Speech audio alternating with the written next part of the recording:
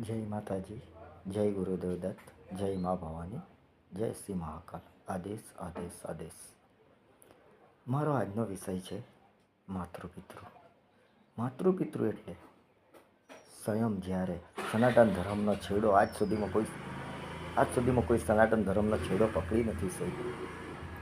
અને સનાતન ધર્મના છેડાના માટે સ્વયં મહાદેવ ઓમ તેને આજ સુધીમાં સાયન્સ પણ સાબિત કરી શકી નથી. સનાતન ધર્મનો કોઈ છેડો હોતો નથી. અને જ્યારે મહાદેવ દાદા અને પાર્વતી માતા પાસે પણ પસ્તાવ આવેલો કે ઘણા કહે છે ને, ઘણાના મોડે હું સાંભળું છું આ વાક્ય કે જ્યારે મને ખુદ આપણે આ વસ્તુ પછાડી પોતે વિચાર કરવા જેવો છે પ્રશ્ન કે મા બાપ શું છે. મા બાપના પૂર્વજીતો અને એ પૂર્વજીતના કર્મે મા બાપ અને મા બાપના કર્મે આપણે છે.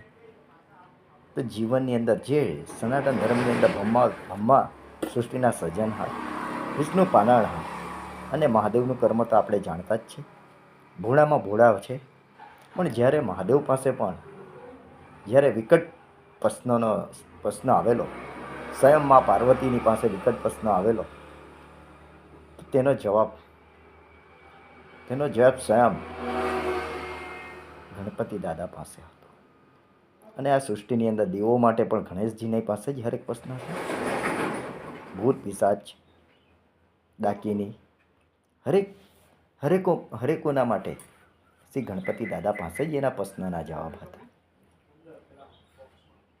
તો હવે મારો જે મંતવ્ય છે કે ગણપતિ દાદા અને કાર્તિક, જ્યારે મહાદેવ પાસે ગણપતિ અને કાર્તિકના લગ્નનો પ્રસ્તાવ આવ્યો તો મહાદેવ દાદાએ અને પાર્વતી માતાએ વિચારવા પડ્યું કે હવે આપણા બે બાળકોના લગ્નના વેવા આવી રહ્યા છે.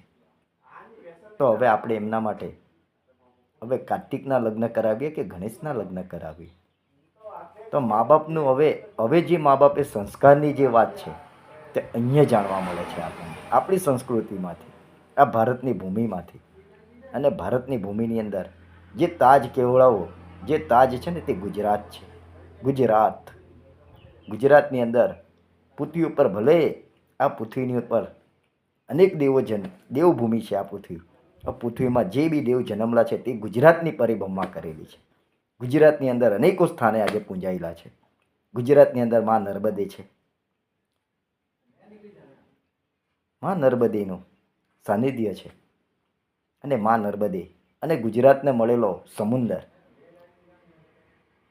જ્યારે સમુદરે પણ દેવ અને દાનવનું મંથન થયું હતું. અને એ પ્રતીક છે સનાતન ધર્મનું કે રામના પણ ભગવા હતા અને રાવણના પણ ભગવા હતા. સમજે એને ધન્યવાદ, ન સમજાય એને મારા નમસ્કાર. તો હવે આપણો વિષય છે માતૃપિતૃનો.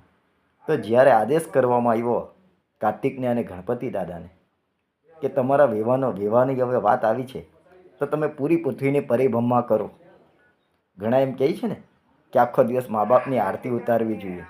આરતી ઉતારવાની કોઈ આપણે મતલબ થતો નથી, પણ મા બાપના વચનને સાંભળવાના, એના વાક્યની અંદરથી આપણે જો હરેક માણસ પાસે વાચા છે, હરેક માણસ પાસે બુદ્ધિ છે. શ્રી કૃષ્ણ ભગવાને ચોખ્ખું, જ્યારે શ્રી કૃષ્ણ ભગવાને પણ અર્જુને જ્યારે હથિયાર મૂકી દીધેલા તો તે ટાઈમે એનું યોગ્ય સ્વરૂપ, જે સનાતન ધર્મનું યોગ્ય સ્વરૂપ બતાવવામાં આવેલું, તો ત્યારે એક આંગળી આકાશની અંદર ઉપર બતાવેલી અને 3 આંગળી ધરતીમાં ઉપર બતાવેલી. જ્ઞાનીઓ માટે આ સમજનો વિષય છે. શાસ્ત્ર વાંચવા, વેદ પુરાણ કુરાણ બાઇબલ આ વાંચવું બધું જરૂરી છે. વાંચવું લખવું બખવું બધું જરૂરી છે. પણ એની અંદરથી આપણે શું લેવાનું છે, આપણા જીવન માટે શું લેવાનું છે, અને આપણા જીવનની અંદરથી આપણે એ તલવારની નોક પર કેવી રીતના ટકવાનું છે. તો જે ટાઈમે હવે આપણો વિષય છે તે વિષયની જ વાત કરીએ.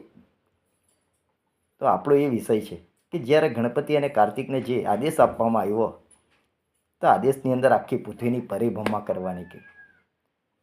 અને પરિભ્રમણની અંદર કાર્તિકને અભિમાન હતું કે હું 10 મિનિટમાં હું પરિભ્રમણ કરી લઈશ. ને ગણેશનું વાહન ઉંદર હતું.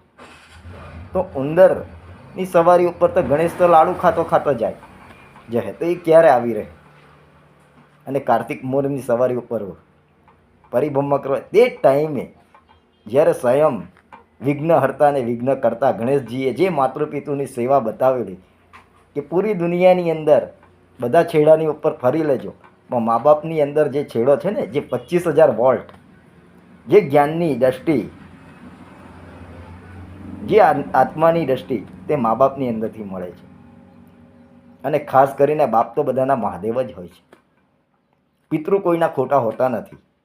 અને માતાઓ થકી જ માં પણ કેવી હોવી જોઈએ? કૌશલ્યા જેવી હોવી જોઈએ, કૈકઈ જેવી નહીં, મંથરા જેવી નહીં હોવી જોઈએ, ગંધર્વી જેવી માં ન હોવી જોઈએ કે પટ્ટી બાંધી દીધી તો રામ પટ્ટી બાંધી દીધી એટલે કહેવાનો મતલબ બેન કેવી હોવી જોઈએ? સુભદ્રા જેવી હોવી જોઈએ. ને પત્ની કેવી હોવી જોઈએ? સ્વયં સીતામા જેવી, કે અગ્નિ પરીક્ષા આપવા માટે પણ પ્રબળ રહી. તો તે હવે આપણો વિષયની જે વાત છે તે વિષયની વાત આપણે બોલીએ. હવે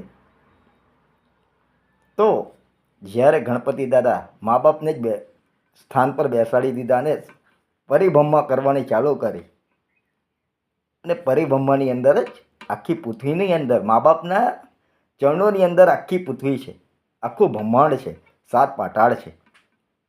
આજે સાયન્સ હરેક વસ્તુની અંદર અગાડી છે, પણ સાયન્સ આજ સુધીમાં આત્માની અંદર અગાડી નથી વધી શકી. કે જ્યાં શાસ્ત્ર છે, જ્યાં રાસાયણિક છે, ત્યાં શાસ્ત્ર પણ છે. અને આ વેદ પુરાણની અંદર જ બધા રાસાયણિક છે. તેને જાણવું, એને પચાવવું એ આપણો વિષય છે. આજે ખાલી માણસને જ આ પૃથ્વી ઉપર એક જ એવો જીવ આત્મા છે કે જેને બોલવાની, જોવાની અને સાંભળવાની શક્તિ મળી છે. બાકી એવા અનેકો જીવાત્મા છે, તેની પાસે જ્ઞાન ઘણી અનેક કોટી છે, પણ એ બોલી નથી શકતા, સંભળાઈ નથી શકતા. ગધે સે ગધા મિલે તો કરે લાતમ લાત, જ્ઞાની સે જ્ઞાની મિલે તો કરે જ્ઞાન કી બાત. સમજાય તેને વંદન, ન સમજાય તેને અભિનંદન.